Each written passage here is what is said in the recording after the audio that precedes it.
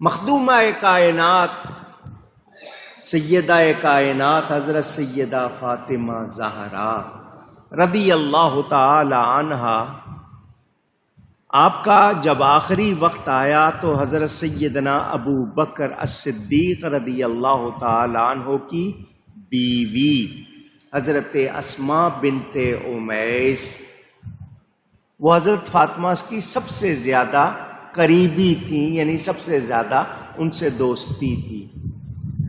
آپ نے ان سے کہا کہ آج کل جو جنازہ نکالا جاتا ہے چارپائی پر جسم رکھ دیتے ہیں تو جسم کی بناوٹ نظر آتی رہتی ہے، مجھے یہ بات پسند نہیں۔ حضرت اسماء نے کہا میں نے ایک سفر میں یہ بات دیکھی تھی کہ چارپائی کے دونوں کناروں پر دائیں بائیں شاخیں باندھتے ہیں درخت کی، کھجور کی یا دوسری شاخیں، اور اوپر سے ان کو جوڑ کر گرا لگا دیتے ہیں تو وہ محراب کی شکل بن جاتی ہے، اس سے اندر جسم نظر نہیں۔ حضرت فاطمہ یہ بات سن کے اتنی خوش ہوئی، فرمایا یہ بہت اچھی بات ہے، میرا جنازہ اسی طرح اٹھانا، میں نہیں چاہتی کسی غیر محرم کی نظر میرے کفن پر بھی پڑے۔ آج جو لوگ کہتے ہیں پردہ صرف آنکھوں میں ہوتا ہے، میں ان سے پوچھنا چاہتا ہوں کیا ان کی آنکھوں میں پردہ نہیں تھا؟ کہتے ہیں شرم آنکھوں میں ہوتی، کیا ان کی آنکھوں میں شرم نہیں تھی؟ اس کے باوجود وہ تو یہ چاہتی ہیں کہ ان کا کفن بھی کوئی غیر محرم نہ دیکھے۔ آج بھی آپ کے ہاں کبھی میت ہو جائے کسی عورت کی، کیا غیر محرم کو اس کے پاس آنے دیتے ہیں آپ؟ پوچھ رہا ہوں۔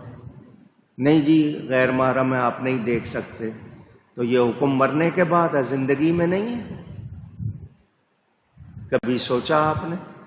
لیکن ہمارے ہاں لوگ اتنے آزاد ہو گئے کہ اب پرواہ کرتے نہیں۔ نتیجہ کیا ہوا؟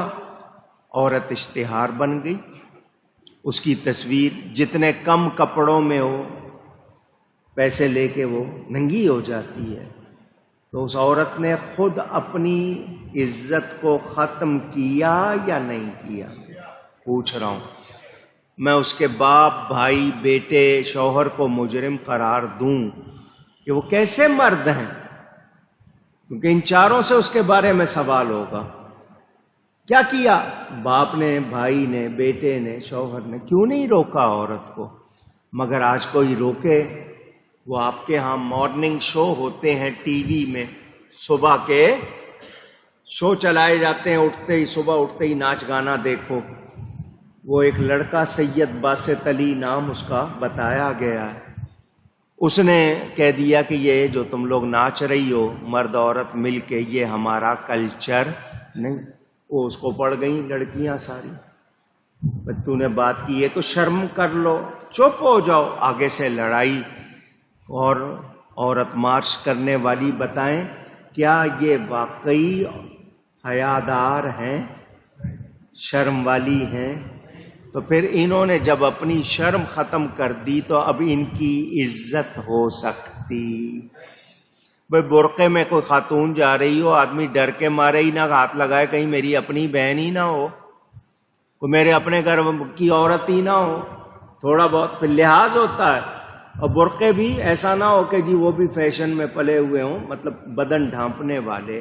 تو جب عورت اپنی حیا ختم کر دیتی ہے پھر اس کی عزت رہتی اونچی